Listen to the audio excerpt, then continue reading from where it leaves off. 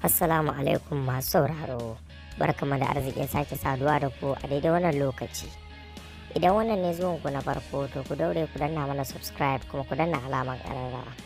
A yanzu ne za mu ba ku labarin yadda aka bankaɗo wani bidiyo na sirri na Rahma Sadau a ƙasar Indiya.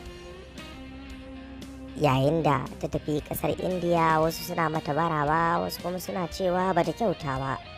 Saboda ba irin al'adarmu ba ne da su Indiyawa, su ma ba irin al'adarmu ne da su ba.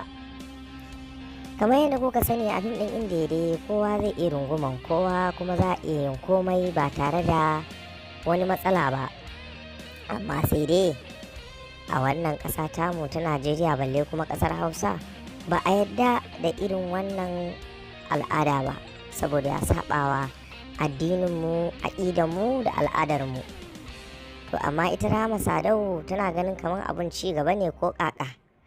To an dai bankaɗo wani sirri na bidiyon da ta je ta yi, ita ma kanta bata san an bankaɗo ko wa'annan bidiyon ba.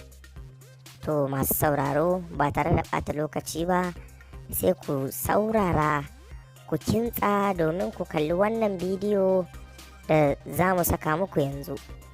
Saboda Rahma Sadau ta sheƙe aya, ta more, ta girgije a wannan bidiyo da za ku kalla.